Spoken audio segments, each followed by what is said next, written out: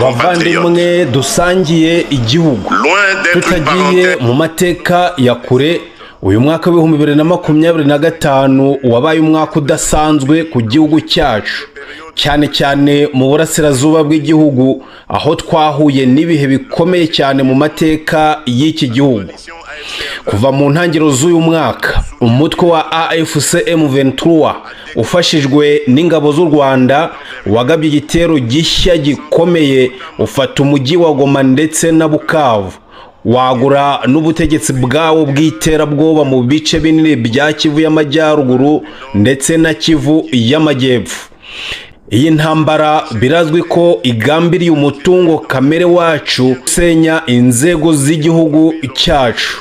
Ibi byakozwe hiyongereyeho ibikorwa bikomeye byo guhonyora uburenganzira bwa muntu, kwica abasivile b'inzirakarengane ku buryo butunguranye, ihohotera rishingiye ku gitsina ndetse no gufata no kwimura abaturage ku gahato bakava mu mitungo yabo. Communautés entières arrachées à leurs terres.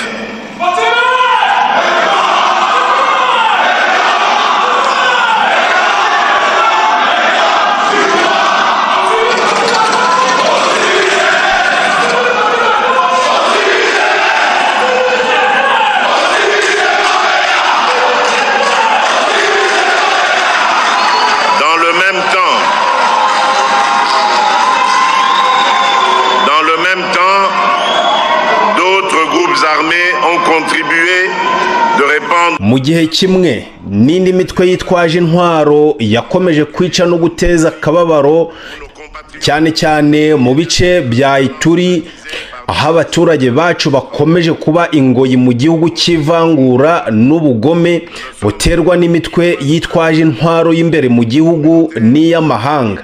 Ntitwibeshye, ntiturwana intambara y'amoko cyangwa indi ntambara y'imbere mu gihugu, ahubwo turimo twirwanaho imbere y'intambara y'ubucakara bugambiriye gusenya ubusugire bwacu ku butaka bufite agaciro kanini, bukungahaye ku mabuye y'agaciro ndetse no ku mishinga y'iterambere izagena ejo hazaza h'igihugu cyacu. Déterminante pour l'avenir de notre nation.